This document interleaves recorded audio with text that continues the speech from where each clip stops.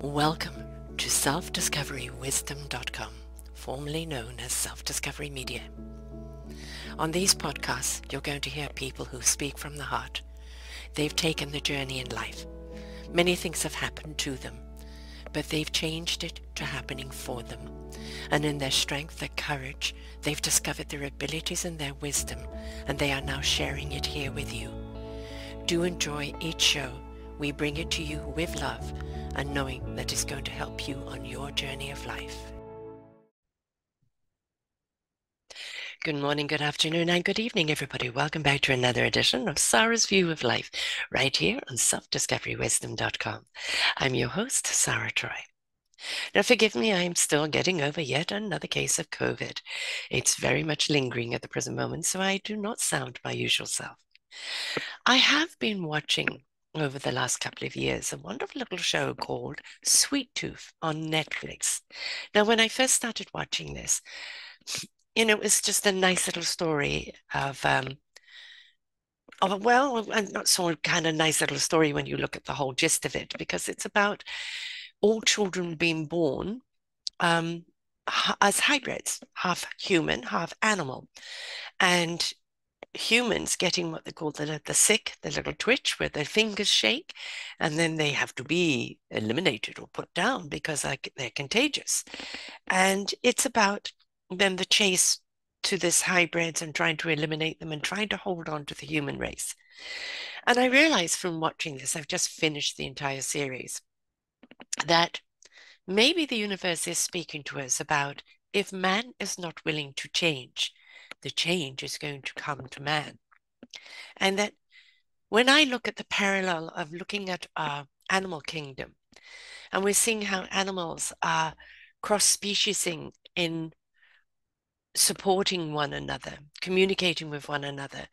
You're seeing dogs feed kittens where the mother has died, or you're seeing dogs support the mother with the kittens, or you're seeing chickens and dogs play together. We're seeing species that used to be what we perceived as an enemy, not only being friends, but being supportive and really being loving. And we look at it and go, well, how did that happen? Well, it's because they are realizing we need to switch off that consciousness. We need to switch up that awareness of that, quite honestly, as humans, we're screwing things up. And that we need to get back to nature, get back to communicating with one another, get back to compassion and empathy and collaboration, and stop looking at each other as different, but what are we in the same? Heart and soul and spirit, this is where we should be communicating. And I feel that when you look at the world and you look at the animal kingdom and the way they're communicating, I've just interviewed someone I'm going to be interviewing from the 262 Mission Accepted book, Susan Fletcher, and her daughter works with whales. She's a whale whisperer. Can you imagine anything so divine of being able to talk with the whales, the wisdom and the balance that they bring to the world? If they went extinct, it were to harm our ocean beds so considerably, it would upset the entire balance. Yet we almost made them extinct around the world through our greed and through our opulence. Whalebone corsets, flubber for oil, skin for bags and things. And we're still seeing this around the world. We're still seeing nations killing dolphins and seals in the most cruel fashion, and whale hunting. Well, the whale hunting has been stopped. Dolphin and seal hunting has been stopped in certain places, but it's still very prevalent. If we stop the demand of it, if we stop buying and purchasing it, then there's no profit for them in it to do it. So that why would they carry on killing? We've really got to, as mankind, to kind of take a look. The Lord of the Rings final scene, there is the elves saying it's now the time of man. Elves are going to take a back seat, so to speak. And we look at what we've done with it. Really have a good look at our history, folks. What have we done? More war, more violence, more power hungry, more struggle, more suppression, more poverty, more cruelty. Absolutely less compassion, no empathy, and no consideration or concern. And we're dealing with a society right now that never before have we seen such high depression, high anxiety. Never before have we seen a species, the human species, in such flux and trauma, because it's that accumulation of the centuries of everything that we've been doing wrong coming up to us, awakening us to realize we cannot carry on living like this. We cannot sustain this kind of platform. It is killing us in our heart, our soul, and our spirit. And our heart and soul and spirit is our very compass. It's the very core and the very root of who we are. And if we do not get back to the root, if we do not listen to the root and we do not receive the messages from the universe, which is our divine compass, whether it's God, universe, spirit, energy, source, whatever you wish to call it, if we do not be in tuned with our spiritual divine being, then we are lost souls. And we can see this right now. There's so many people disconnected, just, like all the people in the sweet tooth, trying to hang on to being a human and keeping the human species alive, and not realizing that these children were actually a gift to us. Now, it's interesting how it ends up, and I do recommend watching it because it's entertaining. It's very creative, but it's very eye-opening as well. I also when we look at our children, we're seeing more children today born with autism. We see more children born today with Down syndrome. We see more children today born with spiritual gifts and also artistic gifts. These are our children that are here to teach us. When you say, well, what can a Down syndrome child teach you? What it can teach you is this: how to be present. Now, of course, some of them do have the challenges of health issues that go along with it. And we can just pray that those health issues, they triumph over, and they are smaller and slower to develop. But at the same time, they're very, very present in who they are. They're very joyful. They're very appreciative. Now, I have a 15-month-old grandson with Down syndrome. He's got his little temper on him. He doesn't want to go down for a nap. He's going to let you know. And then he follows it up with a smile. He's been quite sick in the last few months, and as soon as he's over it, he's back smiling and jolly jumping, and now he's crawling and he's all over the place. Has a fetish for chasing Nana's feet, and he's just full of exploration, and it's wonderful to see. Yes, he's behind where he should be, but at the same time, watching his growth slowly and the milestones, it's caused us to slow down and pay attention, where his brother, who's just over 3, went through those milestones really quickly. And next thing you know, he's walking. Next thing you know, he's doing this. Next thing you know, he's doing that. And with little Louis, it's slower. And so every milestone is something that's really something to be recognized. And maybe that's the reason. Maybe the teaching of us how to be joyful, how to be present, how to just deal with what's in front of us in the moment and not get our knickers in a twist over everything. Now, autistic children, yes, many of them have health issues, which can have OCD and other issues along with it. But a lot of our autistic children, many that I've interviewed and parents that I've interviewed of them, have shown to be incredibly focused and gifted. They have the ability to be able to focus in on whatever gift it is that they're giving. Music, art, storytelling, whatever the gift is. They also are very selective with the people that are around them. You've got to be on that right frequency, the good vibrations, in order for them to be able to live in that equilibrium. They don't want the static of the world around. That's upsetting. And when you see somebody with autism kind of playing up or pacing, and some police think they're drunk or on drugs. No, they're in distress. And that is because the static around them, the last thing they need is a cop coming to them with a gun to distress them out even more. They need a calmness, an equilibrium for them to come back into themselves. And this is what's telling us as a human race: stop the static, stop the da, da, da, da, da, da, da, da, because that is just upsetting our equilibrium. And we need to find our space of calmness, of centeredness, of getting back to the core of who we are. and being in that arena, which is smaller than your 1 million likes and your 1 million popularity, and you're trying to be everything to everyone, right? You don't have to do everything. You don't have to chase everything. You don't have to accomplish everything just because somebody else is or somebody else expects it from you. It's about who you are, why you are, what you're here to do, being in tune from the inside out, not from the outside in. And this is, I feel, the lessons that we're getting from animal kingdom, from our children who are differently abled. We see this on America's Got Talent and other talent shows, children that are incredibly young coming on either singing, doing magic, an unbelievable amount of children that are doing magic and doing it well. And, we're showing their gift and they have the confidence and they haven't yet developed that doubt or that inner criticism or, what other people say that shakes their own confidence. They love what they're doing and they wish to share it and they come out with it confidently. And it's such an example to us.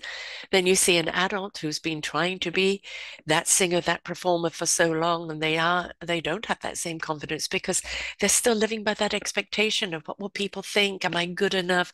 Can I do this? Are they going to like me? And if we can get rid of all of that, then, we will find just be, just do, you are, and those that see you will see you, and those that don't won't, and just not let it bother us. There's so much that nature and children are trying to teach us. Our animal kingdom, our children kingdom, our, our wise elders that have taken that journey into understanding the meaningful purpose behind it now. I approach 70 this year. I'm just a few months out from it, 3, I think. And in the years of, I look back on my youth, I was a highly spiritual being, but I was way before my time. I was also a free spirit, and I love life, and I immersed into life, and I did not fit any mold whatsoever. I did not belong. And then I felt guilty for not belonging and became the people pleaser and tried to be what everybody else wanted me to be, while all the time feeling my soul screaming out to me to not sell myself short, not to lose myself, which I did. And then the comeback was harder because I'm going through tumultuous waters back to myself, back to the calmness, back to the meaningful purpose, back to the reason why I am here and what my contribution is. Now, for us elders that have learned that journey and we're now here to turn around and help others on that journey, that's wonderful.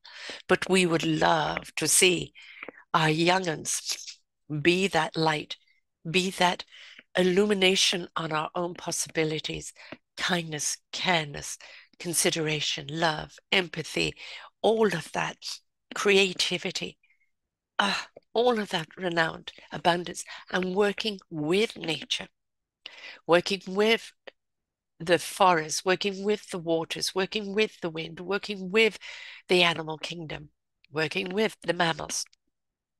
We have got this highfalutin idea that the world is here at our disposal. That's what's got us into this mess.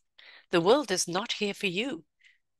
As this little sweet tooth points out, humans have the potential to be so absolutely awesome, kind, considerate, creative, passionate, loving, caring, yet we choose to be power hungry, opulent, greedy, insecure, hateful, spiteful, vengeful. And how has that served us? What do we gain from it? Who do we become because of it? We become an angry, disconnected, discombobulated, and unfunctional society that is crumbling. Why are we seeing so many wars? Why are we seeing so many tragedies? It is because the change is happening. We are being asked to wake up. We're being asked to step up. And it's kind of a warning to us as humans. Earth will evict us if we don't behave. We will make ourselves extinct if we don't get our act together. Whether we have hybrids or the animal kingdom takes over, this world did very, very well before humans came along. So why don't we look at ourselves as a human species and look at our animal kingdom and learn from it? Take a walk without any expectation, just openness through a forest, and feel what the trees are trying to say to you with the rustling of their leaves. Feel the bark of a trunk and all the wisdom of the years that it's gathered, all that it's seen, all that it's felt. And don't forget that wisdom in that one tree is accumulation of wisdom from all trees. The matrix between all the trees is there to support one another. They don't care if you're a fern or an elk or a willow or this or that. You are a tree in this forest. You belong together. They don't kick anyone out. And even when a tree goes down, life comes from it because that's how they support. Why can't we look at ourselves as a forest and be there to support each other? That matrix, that fiber optics of kindness and caringness and lovingness. Why can we not show compassion and consideration and be open to the creativity, however bizarre or wide we feel it might be? We've sold ourselves short for so long, and now it is time to look at our beautiful indigo children, to look at our differently able children, to look at our animal kingdom, to our nature kingdom, and go, what are you trying to tell me? Instead of me dictating to you of what you should be or how you should do things, and you'll only be popular or famous or rich if you do it this way, get out of that. Totally. Step out of that skin. Put it in a closet, lock the door, never open it again. Be willing to be vulnerable. Be willing to be exposed to all the beauty and all the wisdom and all the nature that is there. Be willing to reprogram. Be willing to let go of those traumas that are holding you back. Stop holding on to them. You're making yourself a victim by holding on to them. Yes, I know they've left scars. Hey, I've got plenty of them. But I look at those scars and go, you know, you're just a scar now. You're something that happened to me. And along the way, it helped me become who I am today. The scar is to remind me how far I've come, who I am, what I'm here to do, how awesome I am today, and who I am, measured by my own inner core, not somebody else's opinion of me. Somebody else's opinion of me does not matter anymore. You could take me or leave me. That is your choice. My free will is to take you or leave you. That is my choice. And I choose to be around those people of frequency and vibration that are rising, that are there to help others because they've heard the message. They've paid attention. They've listened and they've learned, and they're now here to help you. Just like these type of shows, however entertaining they are, the thought-provokingness of them is there. There's quite a number of them out there that is reflecting humans not a nice way. Let us change that. Let us show the human race, let us show the animal kingdom, let us show the universe, the cosmic and the world itself, that we can be loving, kind, caring human beings. And first we need to start that and be it to ourselves. You see, you can't do it until you are it. You have to be it to do it. Otherwise, you're doing it wrong. So look to yourself compassionately. Forgive yourself for any faux pas and mistakes you've made. Sorry. And look to yourself of all the gifts that you are. Be on your own self-discovery. Let go of what does not serve you. Be willing to reprogram. Be willing to be a blank slate. The brush on the canvas. Step out of what you think you should paint. Close your eyes and just paint and see what comes. And let it reveal itself to you. Allow, allow, allow. So Sweet Tooth is a great little movie or series. And there's many of them out there. I like that type of thing because it is the story of courage, of perseverance, of resilience, of illumination, of awareness, of awakening, of invitation. And I love those type of things that call to humans Do you realize this is you?